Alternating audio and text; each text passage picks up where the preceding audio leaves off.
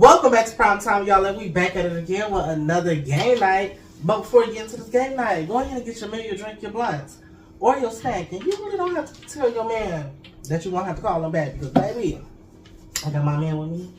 And, baby, we're going to get into episode 4, relationship debates, okay? Oh, snap, we probably should have got the cards ready and stuff like that. I want to say I went first last time. I think so, because I went first the first episode, then you went to second, and then I went again first the third episode. So it's your turn to go first. Okay. Go ahead. A man is dating a woman and she becomes pregnant. Once the baby is born, he finds out she didn't give the child his last name. He breaks up with her. Is he overreacting? Ooh. Okay. This is kind of hard, but clearly you must have not been there for the pregnancy, and it's kind of like, y'all probably should have talked about that as well. Plus, you also gotta ask who is she and who is he, because I feel like if she a bad bitch, and her name holds some weight to it, some power to it, it would just make sense for her to give her child her last name, Like Issa Rae, no shade to Issa Rae, but don't nobody know who the fuck Issa Rae husband is. So if I was her, and it was them, it'd be like, bitch, I'm Issa motherfucking Rae, Yeah, I don't really. But plus they not married, so if you really wanted that kid to have your last name, you should have got rid of hers. That's the gag. You should have got rid of her last name first before you get somebody pregnant. I think that's kind of what she was trying to do by doing so. Oh, she petty. Oh, I love me a petty queen. Okay. A woman is married to a man who's not her child's biological father. He leaves because she will not let him discipline the child. Who's wrong? I mean, you gotta. Hold on, read that back again. A woman is married to a man who's not her child's biological father. So they don't, the child that she got is not his. Okay. He leaves because she will not let him discipline the child. I mean, I think at a certain point, you gotta understand that, who's there basically is dad. And although he may not be biologically dad, that he is a father figure still, and he's still that child still does need a father figure, even if they do have split custody. Still, all the time, somebody to go to. Because what if he needs fatherly advice when he's at his mom's house? His stepdad or whoever that is, he should be able to come to, right? So I think that it is kind of wrong that she wasn't letting him discipline. I have to disagree. Man, because I was in a situation like this. My mom married my stepfather, and he tried to come in and be daddy and shit like that. And I was like, hold on, nigga, the fuck? Yeah, you can't be that, but But I feel like it depends, if the child is young and you know what I'm saying? If you come in when a child is a young age, I'm talking 3, 4, even possibly 5. But by the time my stepfather got in my life and they were serious and married and shit like that, I was already 10. Right. You know what I'm saying? So I'm kind of just you ain't my daddy, nigga. So plus my father, even though he wasn't present in my life, he was still in my life. So I knew who my daddy was. So. And it also depends, as far as discipline, I'm if you I don't feel like the stepdad should be whooping the new child. That's something that I don't think any parent, I don't think that's acceptable today. But, I feel as the stepfather, it's almost okay, I get it, that's when you go to the mama and be tell her what the fuck happened, be yeah, you need to implement whatever the fuck. And that's up to the mother to be okay, your stepfather told me you was doing this, and the third. or he caught you doing this, so I'm putting you on punishment for boom, bada boom, because it's gonna be retrieved better by the mother than by the stepfather, regardless. So I just feel like just leave it up to the mama. Even if you can still discipline, but through the mama. That's how I feel. No shade. A woman best friend is a chronic cheater. Her significant other feels uncomfortable and doesn't want them going out together. Is he unreasonable? No shade, nah, because like this bitch is chronic. She's a cheater. So like it's almost like, okay, bitch, if we know she's cheating and this is your best friend, it's almost like you bitches must have that in common, because like this bitch steady cheating. Like, so if she cheating, I'm gonna kind of assume that you cheating too, because if she out cheating on her man, what makes me think that you probably not out with her cheating as well? Right. Because peer pressure is a motherfucker. So I feel uncomfortable with it too. I'm like, your friend, is he a dog? I don't trust you out here with his dog ass. What about you? Yeah, I don't think that that's unreasonable, because like, show me your friends, show me your future, I guess. Kind of not a very good friend to have. Cause you like, damn, like that's kind of a bad influence, no shit. Right. You find out that your significant other has been communicating with an ex. Would this bother you? Explain. Like, what types of communication? Like, it just says communicating. They've been talking. I mean, a conversation would have to be had. Okay. Depending on like what was said and this and that, like, right. I can go from there. Like, it really depends on the specifics of what exactly is going on. Oh, that's okay. That's a good answer.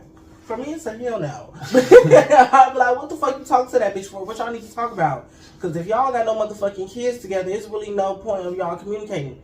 Like, did you leave something at their house? Unless it's some missing shit that they talk about they don't found for you and you need to come get it. Fuck, come get it, bitch. Come drop it off, ho. Come drop it off. You know what I'm saying? But unless it's a situation like that, it's really, I don't see no point in y'all hoes talking no shit. Y'all might be like, oh, that's kind of insecure, bitch. I don't give a fuck. I don't give a fuck. What y'all need to talk for, bitch? I don't fuck. You find out that your significant other has been paying for nude webcam chats with random people on the internet. Do you consider this cheating? Explain. Hell yeah, that's cyber sex. The fuck? You like at that? That's like emotional cheating. Just in a different form, cause you paying for it and like it's live. Like, plus I kind of just be like, you weird bitch. Like, you paying for this? So yeah, I would just, first of all, I would end the relationship first and foremost, because I feel like that's kind of a lot. That's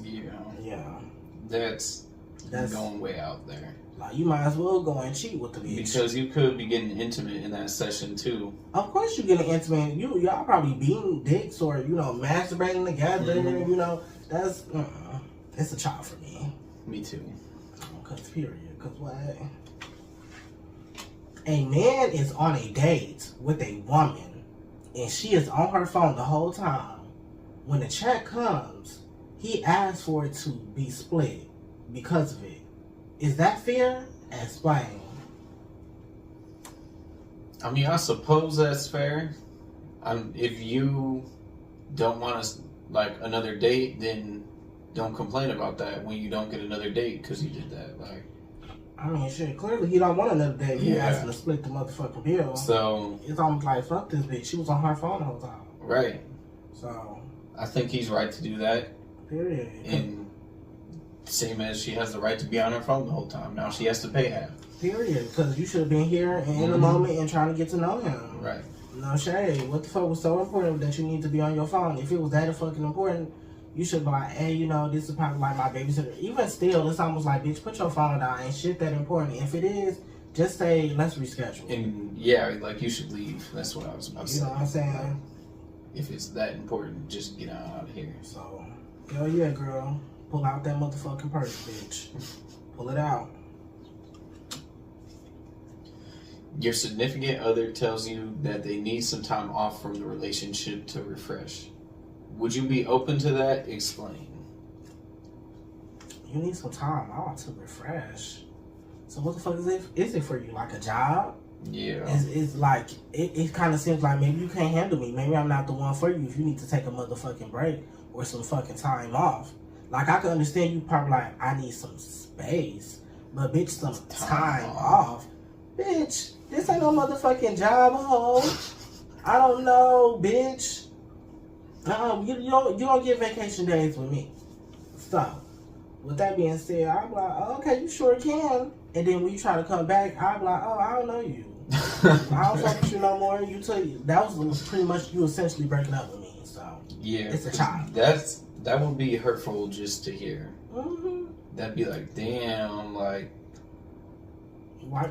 right? What the fuck you going through? Exactly. Even if you grieving, we can grieve together, or I can just give you just some space. But to say you need time off for the relationship, let's just break up. Right. Because clearly I'm not the one for you. A man tells his significant other to be submissive. She tells him that's an outdated way of thinking. Who's right? Explain. Like submissive in the bedroom or submissive In general, he just said, if she doesn't want to be submissive, then she doesn't want to be submissive. There's people out there who actually do want to be submissive. All right. So they're just not meant to be. That's, you know what I mean? You know what? I agree with you on that point. Because it's like, okay, like, but at the same time, are you making her comfortable enough to feel submissive? Are you being dominant enough for her to be submissive? Because it's almost like if you're being dominant enough, doing what you need to do as a man, and really taking on that dominant role, paying bills, doing this, handling that, fixing that, you know what I'm saying?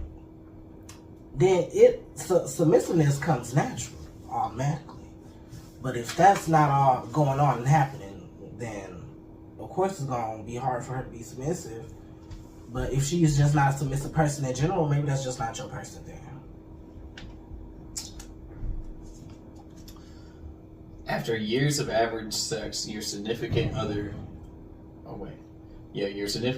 all of a sudden does some new tricks in the bedroom. Do you question where they learned them from or just enjoy it? Explain. I'm sorry. That's a good question. No shade. No shade.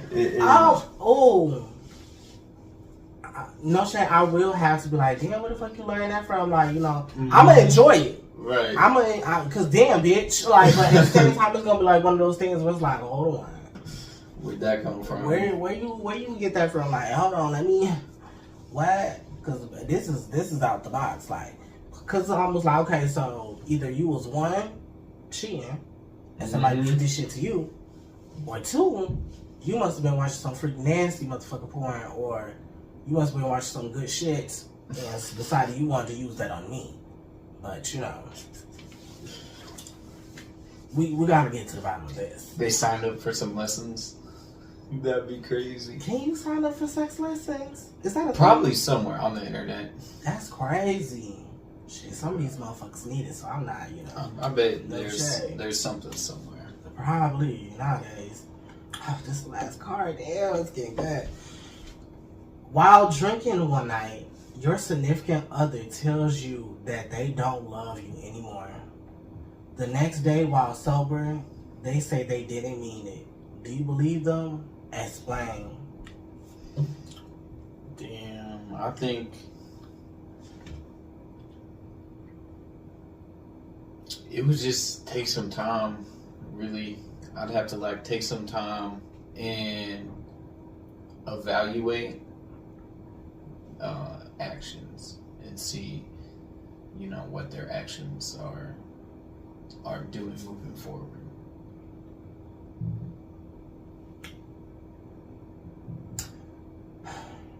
I'm not gonna believe they ass no shit, cause I feel like when you drunk, like being drunk is like truth serum. So if they said that while they was drunk, that's the truth. Because ain't nobody lying drunk as hell. I don't know who y'all know, but everybody that I know who gets drunk or have seen get drunk, they tell the truth. You know, it don't matter how harsh or how, you know, you probably should have kept that to yourself, bitch. But they tell the truth. Me too. Like when I'm drunk as fuck, I can't lie. It's impossible. So